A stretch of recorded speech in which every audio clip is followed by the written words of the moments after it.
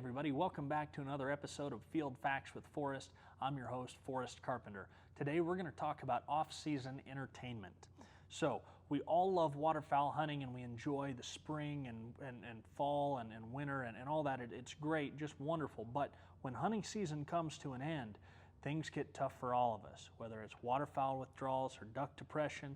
We all go through it and we're all dying to get back out there and time can't pass quickly enough. But in the meantime, we got to have something to do to keep us busy.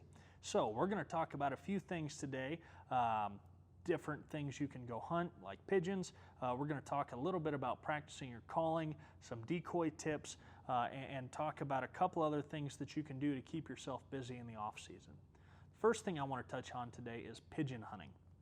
Pigeon hunting has taken waterfowlers by storm in the past few years, and they are so fun to go hunt for lots of reasons. First and foremost, they act a lot like ducks.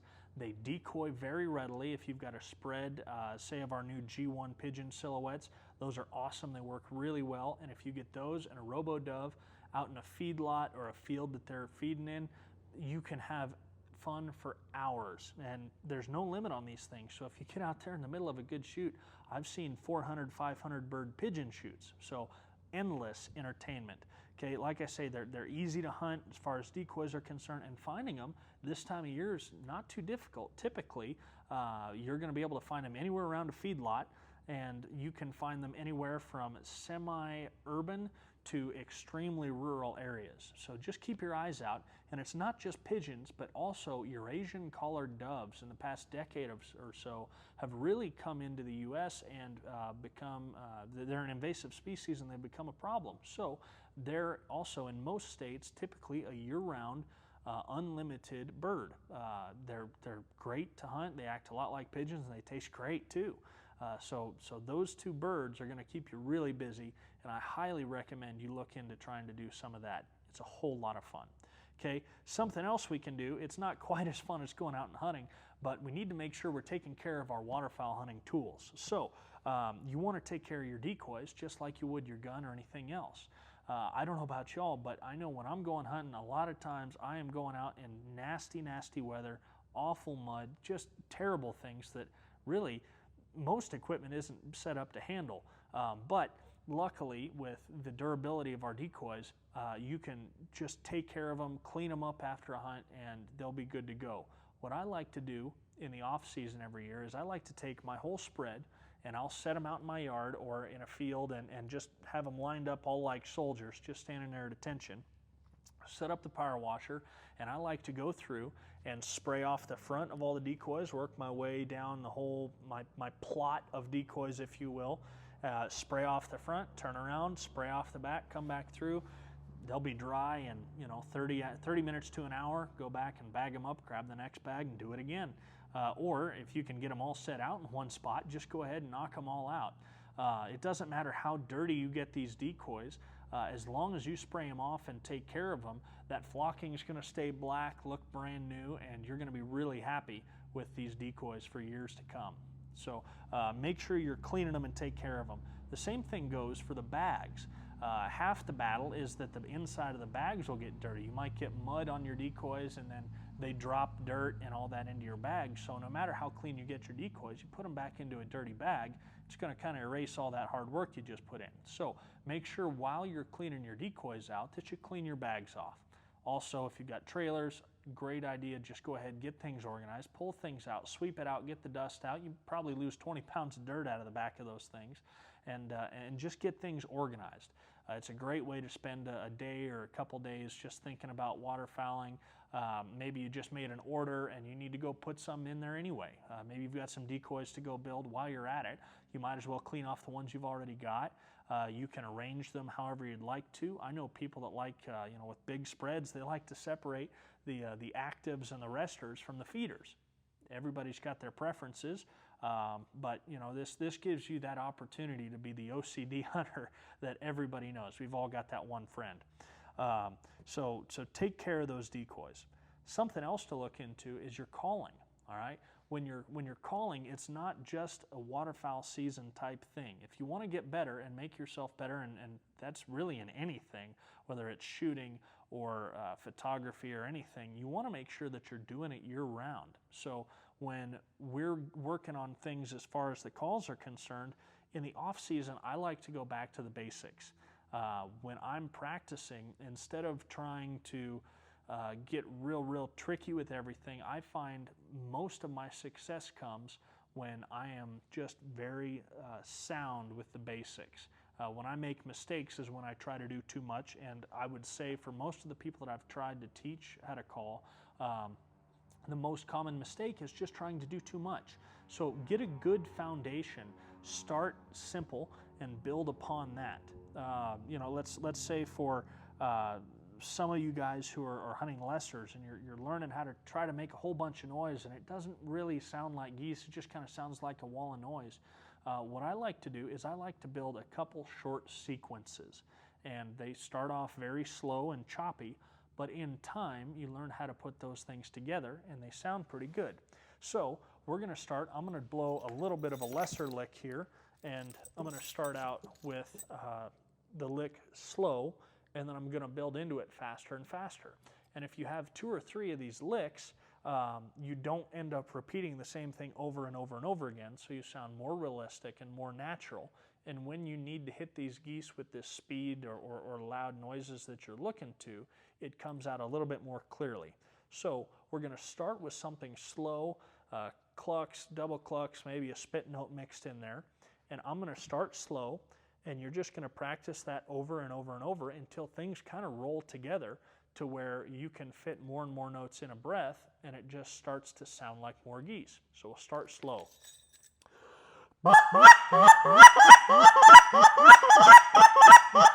And you're going to build on that.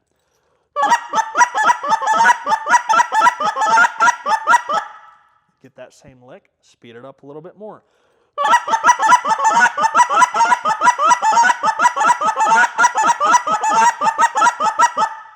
And you just get that to where you go faster and faster and faster and faster, and then you get lick number 1. Then you start out with another one.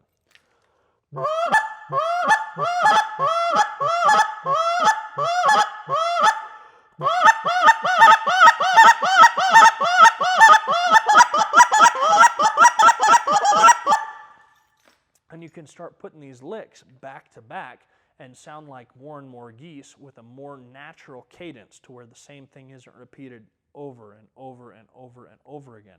So take the time to build those things and start with the basics. For some people, it's just getting a good honk. For some people, it's learning how to roll a double cluck.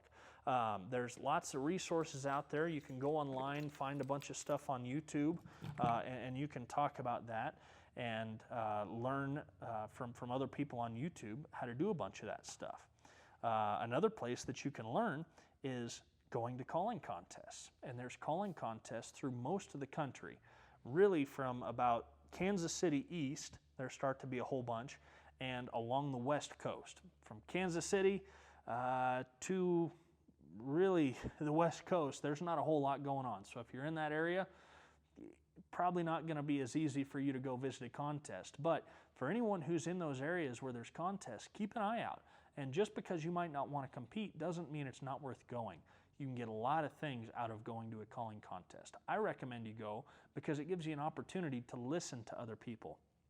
The thing that made me learn and the thing that kept me driven to get better was listening to people and watching the guys who win these contests, listening to what they do and what made them stand out, and then just mimic, copy them. My gosh, of course, copy the best people you can, listen to them over and over, and try to sound as close to them as you possibly can. It's not going to be easy. It's going to take a lot of time, but it's a great way to learn how to call.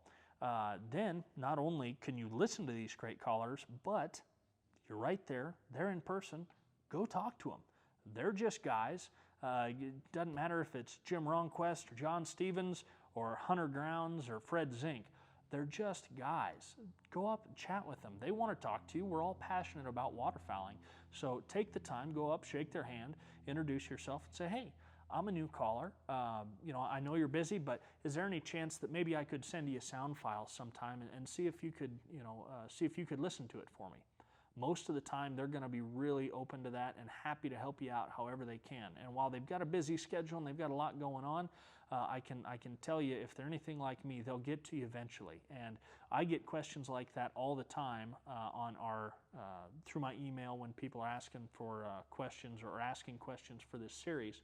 And calling's pretty difficult to teach, but through sending videos back and forth, we can do it. It takes a lot of time, and sometimes, like for me personally, right now I live in a really small apartment, so you know, I've got to travel someplace to go blow a goose call, like the hangar, and I can't just be blowing a goose call everywhere. So kind of be patient with them, and don't be shy to every couple months maybe give them another nudge and say, hey, you know, I'm just curious if you got a chance to listen to that video or not. And typically, if they don't get back to you, it's not because they're ignoring you. It's just that they're probably busy and they got wrapped up with something else. So go meet these guys. Big name guys, little name guys, doesn't matter. If they can blow a call well, it's worth talking to them and maybe asking them for tips and tricks. Everybody's going to be a little bit different with a duck call or a goose call, and either way, typically they're going to be more than willing to help you out. Another thing to do regarding calls during this time of year is send them in to get tuned. Okay, now one of the biggest mistakes that I have found in my time tuning calls for Tim Grounds Championship calls is people try to tune calls on their own. And if you've been calling for a long time and you know how it works and you've done it successfully, that's great, that's wonderful, take care of it yourself. But for you guys who are thinking about trying it for the first time, where it just doesn't feel like it did when you bought it, or you're just not happy with how it sounds, maybe got sand or something in there, aside from just cleaning it, you know, running the faucet over it and trying to get whatever dirt or debris may be out of there, the best thing to do is to send it back to the call maker. Typically, it's only going to cost you shipping and handling and maybe a little bit for a read or new guts if you need them. But for the most part, they're going to be able to take care of it very, very quickly. You send it back in the summer when you don't need it as much as in the middle of hunting season. They'll tune it up, get it ready, and send it back to you, and you're going to be much happier with how it sounds as opposed to just trying to learn how to tune a call by guessing and checking and trying this and trying that. So just take the time, spend the $10 or $15, send it in, and get that call tuned in the off season before you need it again in the early season. Now, for everybody else who's into photography like I am, you want to stay busy with that too. While I may not be as passionate about blue jays or cardinals or anything like that as I am ducks, it's a great way to hone your photography skills. Now, we all remember being early in our hunting days and you'd practice bringing your shotgun up and taking it down, bringing it up, taking it down, and making sure that you're drawn down on that one target pretty much as soon as you come up. You can be doing similar exercises with a camera. I like to really make sure that my camera and I are in tune. I like to be able to pull my camera up, and even with the really big lenses that I've got where I might be at 200 or 500 millimeter zoom, I want to be able to pull my camera up and know that I'm on target. So you can practice that the same way you did with your shotgun, either just sit in your lawn chair or office chair and pull it up on maybe a duck mount you've got or something out the window. Or you can just go out and take pictures of birds, take hikes and go take pictures of wildlife, or try to branch out some of your photography skills too. You know, just because you like taking pictures, lifestyle pictures or taking bird pictures doesn't mean that's all you have to do. Go ahead, take this opportunity in the summer and explore something that you're not used to taking pictures of, and see what you can do to grow as a photographer and change the way you look at things. You might find a good picture in something that just seems to be fairly ordinary. So the more you have your camera with you, the more you take pictures, the happier you're going to be. Also, if you're a guy like me who takes things out in the field and kind of beats them up a little bit, summer is a great time to get those things professionally cleaned and tuned. So take them into your local camera store, maybe send it back to the manufacturer if you're having troubles. Make sure you troubleshoot before hunting season comes around when you want it. Don't just put it away, let it collect dust, pull it out September 1st and realize, oh my gosh, this thing's still messed up. Take the time, go and get it fixed right now. And then the next thing that I like to do in the summer, and this one actually comes from a gentleman named Andrew Breutzman, and forgive me if I'm pronouncing that wrong, from northeastern Wisconsin, and he was asking about summer scouting. Now, summer scouting is a great tool to use. You get out there, and if you're thinking about waterfowling before everyone else is, you can get a jump on the game for getting permission or getting a lease to go hunt some of these places that you've always wanted to hunt. Typically, scouting prior to crops starting to come up is not all that effective if you're looking at fields. If you're hunting water, you've got a pretty good idea what waters typically where at a certain time of year. If you're able to, around June, early June is when the crops start becoming very apparent. And I like to drive around, and that's when I do my summer scouting to find where the cornfields are, what's going to be wheat, different alfalfa fields that are probably going to stay alfalfa. You get ahead of the game a little bit. Find the fields in the with the crop you're looking for that the birds are going to use in an area where birds typically are. And if you can get permission on that piece of property, that could be a big leg up for you here in the off season and take care of you here early in the waterfowling season. Also, it depends on the area that you're in on the success you're going to have. Here in northeastern Colorado and the Front Range of Colorado, most everything's leased. So you may be going year after year and knocking on the same door getting told no, no, no, no, no. But be persistent. People drop out of leases, and sometimes it takes 10 years, sometimes it takes half the season. So don't be shy to go and knock on the door, and as long as you're polite and not rude to these landowners, then they're typically just going to be happy to see you. And nope, sorry, Bill over there's still got that leased, and maybe come back and try again. But stay in touch with these people. It doesn't hurt to give them your contact information and say, hey, if this ever comes available, please give me a call and let me know. I'd love to take advantage of this piece of property, and there's lots to be gained by doing that as well. Really, that's about it for today. Andrew, make sure you hit us up on, go ahead and send an email to info@divebombindustries.com. Let them know that we used your question, and they'll get a hat sent out to you. And for all of the rest of you who have questions, who would like me to put that in the pool of questions to get answered on a future episode here of Forrest or Field Facts with Forrest, make sure you send those to me at Forrest, Forrest, at divebombindustries.com. I'll go ahead, I'll get those answered. I'll send you an email reply with an answer to your question, and I'll also put it in a list. So make sure you stay tuned, like the video, and go ahead and subscribe down below, and that way you can follow along. Make sure that you don't miss any episodes in case I answer your questions, and that way you can go and get your free hat. Just want to say thanks again for watching this episode, and we'll catch you again here at Field Facts with Forrest.